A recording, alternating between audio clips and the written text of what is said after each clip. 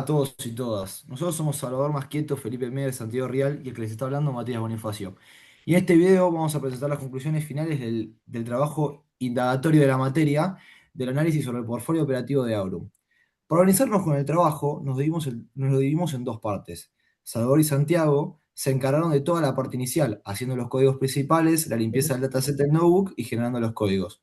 Felipe y Matías se enfocaron de chequear los códigos más específicos y generar las ideas del video y del memo. Y ahora a continuación eh, vamos a hablar de los principales hallazgos que encontramos en el análisis del dataset. Y le voy a hablar de los principales hallazgos. Una vez que tuvimos el dataset limpio, el primer hallazgo que nos saltó a la simple vista fue una enorme concentración que hay en las carteras.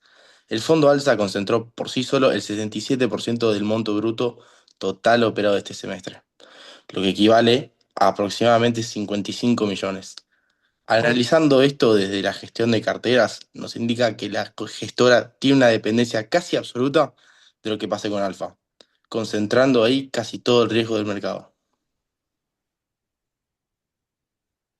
Soy Felipe Meyer y voy a hablar del segundo hallazgo importante, que este vino por el lado del flujo neto.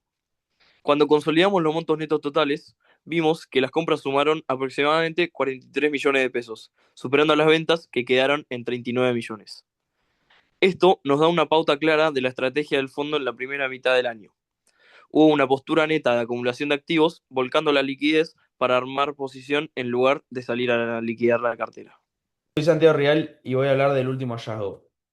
Analizar los costos por intermediación, descubrimos que el emisor Banco Macro, con el ticker BMA, como se puede ver por pantalla, fue el que más fricción operativa generó, acumulando un poco más de 60.000 pesos, puramente en comisiones. Esto nos dio el pie para nuestra recomendación en el memo.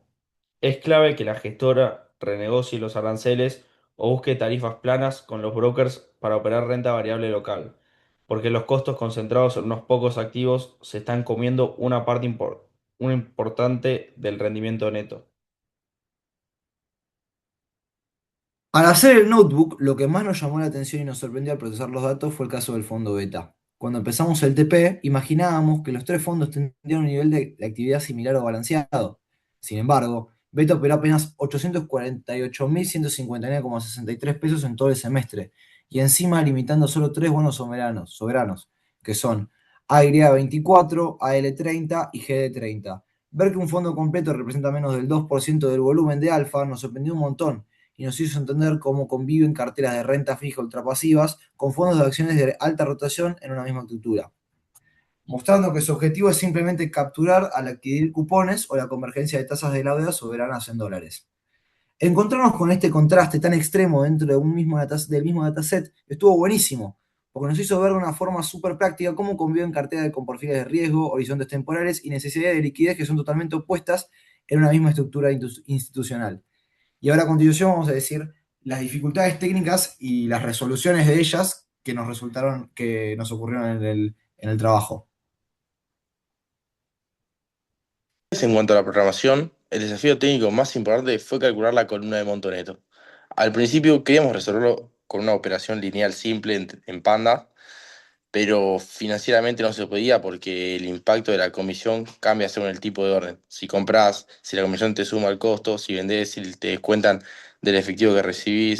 Para solucionarlo de forma eficiente, programamos una función personalizada en Google Colab llamada calcular neto, usando el método .apply axis igual a 1 de pandas. Logramos que el script evalúe condicionalmente fila por fila el tipo de operación y aplique la aritmética correcta de manera automatizada para las 192 filas del data frame, evitando tener que usar bucles manuales lentos o ineficientes. El último problema que tuvimos fue que al cargar el archivo y luego de cerrar el Google Colab, cuando entramos nuevamente no funcionaba el código. Lo solucionamos preguntándole al profesor, ya que nos dio la solución y nos dijo que cada vez que cerramos lo teníamos que volver a poner. También habíamos hecho todo en un solo código cuando el profesor nos había dicho explícitamente que teníamos que hacerlo todo en distintos códigos y eso lo cambiamos a último momento.